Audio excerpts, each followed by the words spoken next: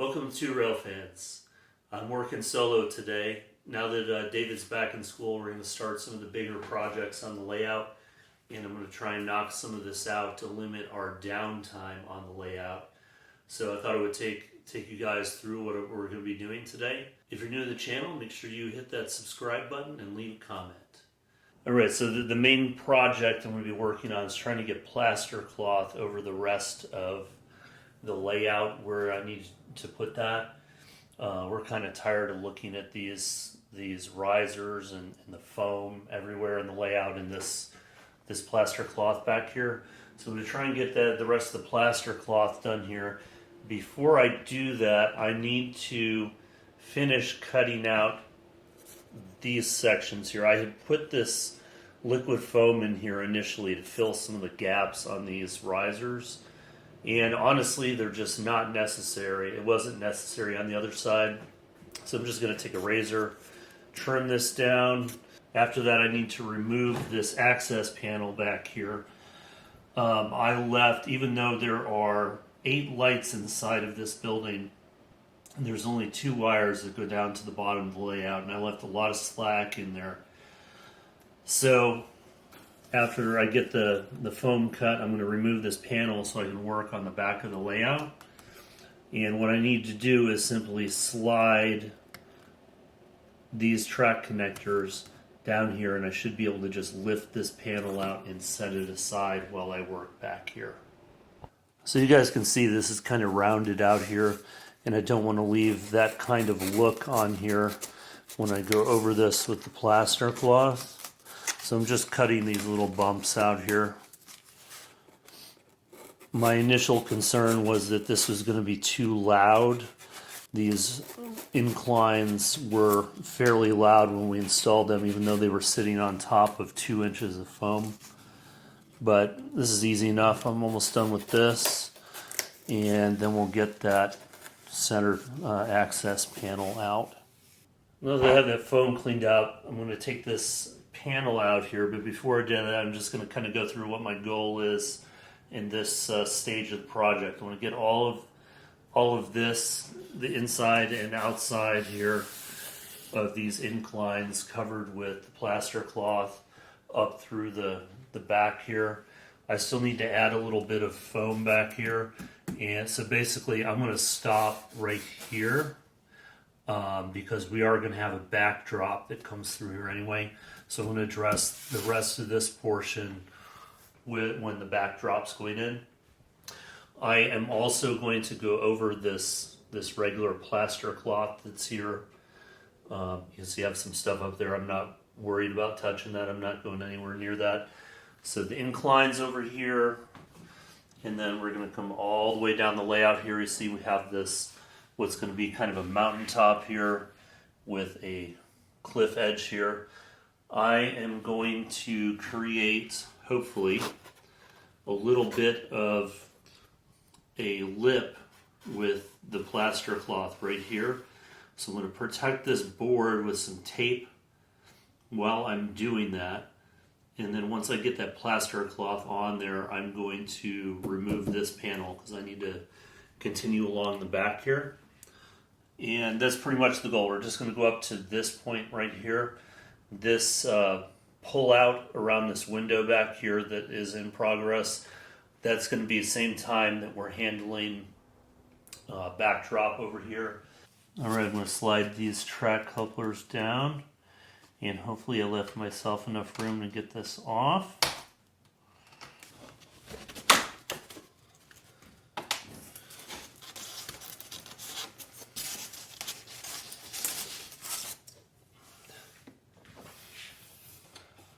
Alright, and I'm just going to kind of leave this set off to the side while I work. Alright, well, I'm inside the access point here. So what I'm going to be using instead of store purchased plaster cloth is plaster Paris and blue shop towels. Thanks to HO Powered Train, thanks to David for the suggestion. We used that on the other end of the layout. I thought it worked out great. So basically what you need, obviously you want to protect the track. Some newspaper and tape here to tape off anything I'm worried about. You need a mixing container. I'm going to use the mixing container I used last time. Not worried about any small chunks that break off because we're going to be doing some finish work over the top of this. Cold water. Obviously, I'm not using brand new bottled water. These are just refilled, and something to mix with. And I am also going to be using gloves. Maybe some people don't want to, but I don't want to make a huge mess of my hands. So anyway, I'm basically going to get the sections in the back here that I cannot reach with the access panel, and then I'm going to come out and do the rest of it. But first we're going to mix up. So directions say to use cold water and to add the plaster to the water. The directions for this plaster say to add 2 parts plaster per 1 part water, although for this kind of application it's not really necessary to mix it that strong. So I will probably go slightly less than 1 to 1, and you don't have a lot of time to work with this, so you got to be ready to go when you mix. So I'm going to make sure I'm completely set up here before I start mixing. This is so much cheaper than plaster cloth, and if you've seen that middle section of our layout, you know that the plaster cloth doesn't look great and is not ready to be finished immediately. It's easy to forget just how messy this process can be. So shortly after I started this corner back here, you can see some plaster on the wall and over there, which I'll have to try and get off, but the wall stuff will be covered up.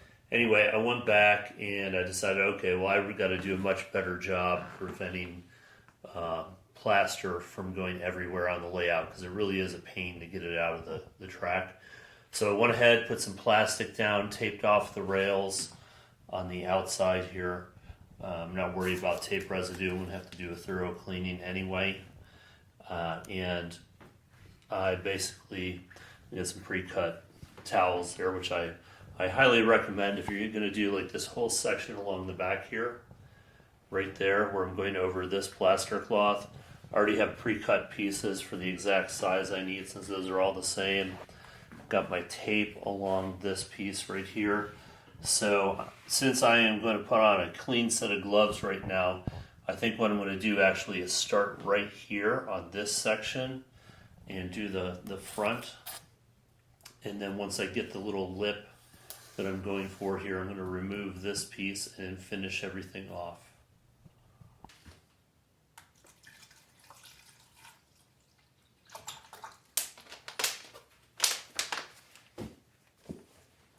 I'm not too worried about this getting chunky. Again, we're not putting plaster on a wall here. You just want it to hold the towels in place and give you a stiff, finishable surface. And since this is supposed to be kind of rocky terrain, if you get a few bumps here and there, honestly, it's not going to hurt anything. All right, let's give this first one a shot, see if it's going to work.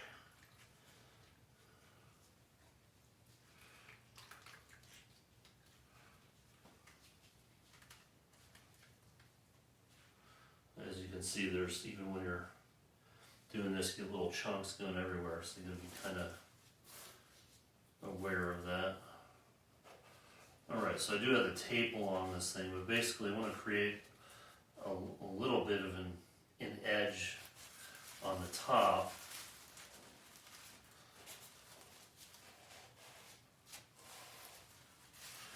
And I'll get around the corner here later, I'm not worried about that.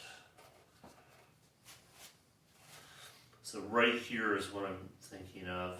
If I can get this up a little bit, just like this,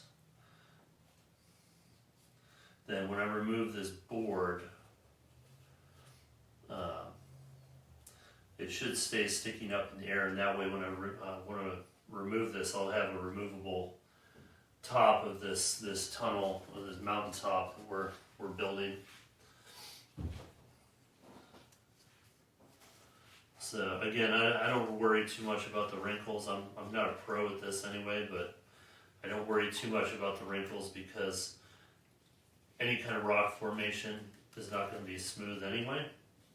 So you want to make sure you have some uneven features in there, and you can just kind of accentuate that when you get to the painting. We're going to try some different shades this time. I think our light gray was simply too light the last time. Didn't turn out exactly how we wanted, but again, the nice thing about this kind of finish, if you're unhappy with it, you can either, it's very easy to just simply rip it out, or you could just go right over the top with it, in the case of painting, or even this, if you want another coat. Because what I'm going to do is let this dry and set up, and I'm sure there will be some spots that I want to go back over before we end up painting it, just to make sure it has the look we're going for. Alright, let's see if I can get this finished up. It's taking a little longer than the other sections just because I need to do that lip on the top. So I'm going to go ahead and remove this panel, and then I'm going to get the rest of this done.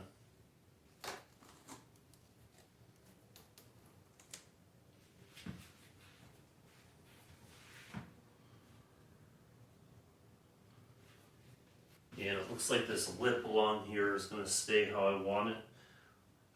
So I'm going to be careful not to touch that, and we're just going to let that set up. But in the meantime, I'm going to go ahead and get working on this other stuff in the back on the entire layout here. Yeah, this is really starting to thicken up now. Get this first piece in. Yeah, this stuff's just going over plaster cloth that's already here that I wasn't thrilled with.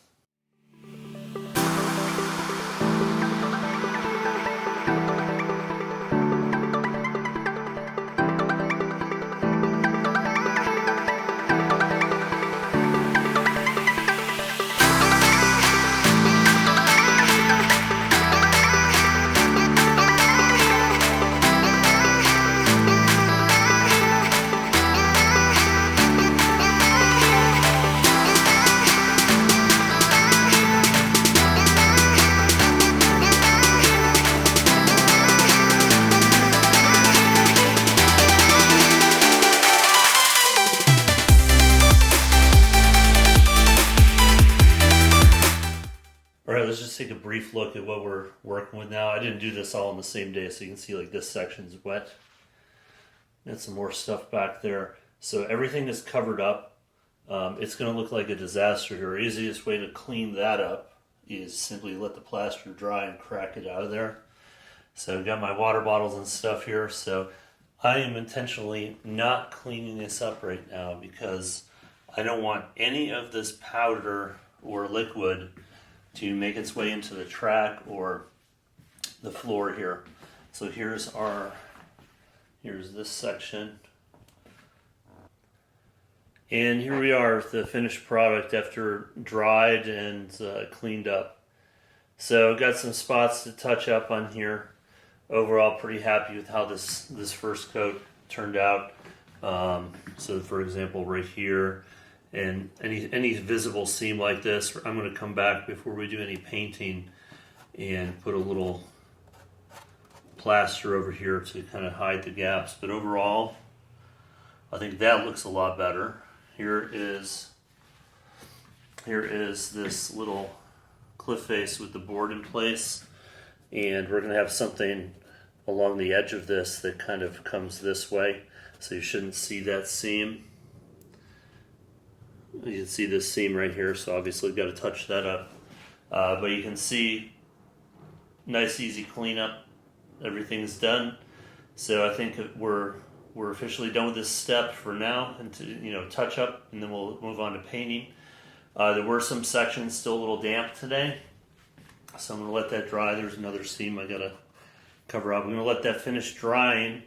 And then after that, I'll touch it up, and I'll probably give that a good 2 days or so to dry before we move on to painting.